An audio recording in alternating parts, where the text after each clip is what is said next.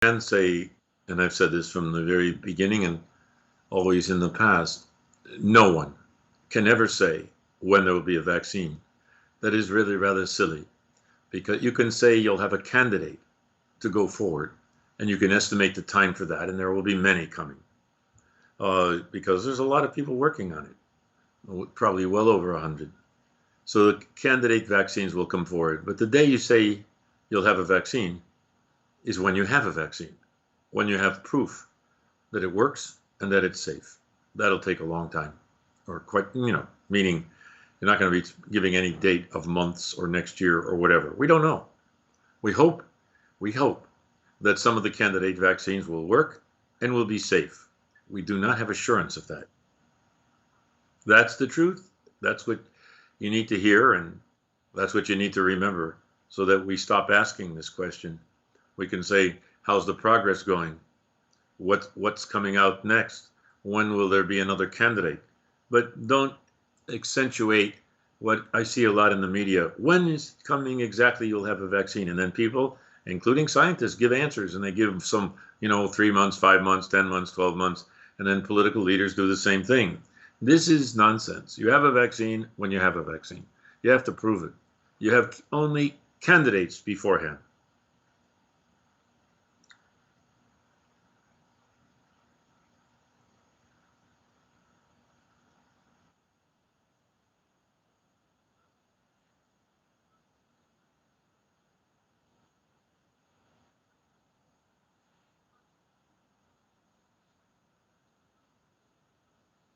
Well, they're all worth considering. I don't see any that are not rational. They're all rational. My one concern I think I have is that too many are doing the same thing. We are targeting almost all the vaccines, almost all are targeting the spike. It makes sense. You want to get antibodies that block the infection, so you target the spike.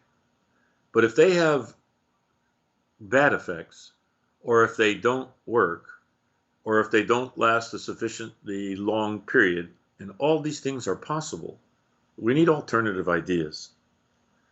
There are alternative things to target.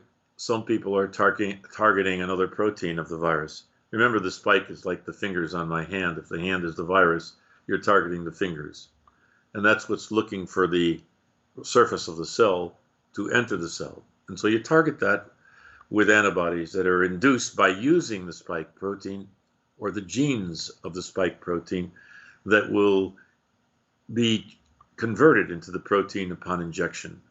That's the approach by, I don't know what percent, very, very high, maybe 90% of all the vaccines going forward.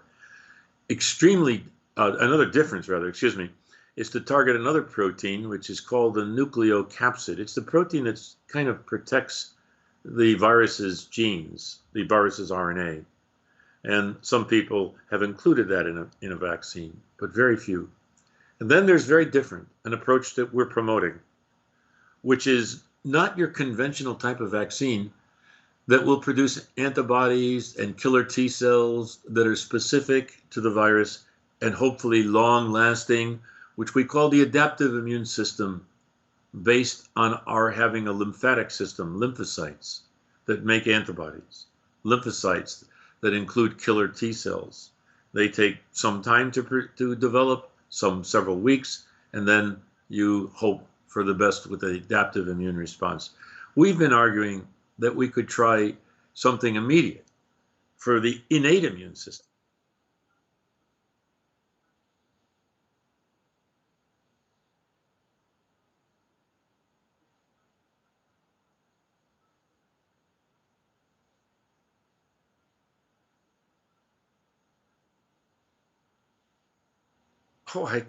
Nobody can predict that.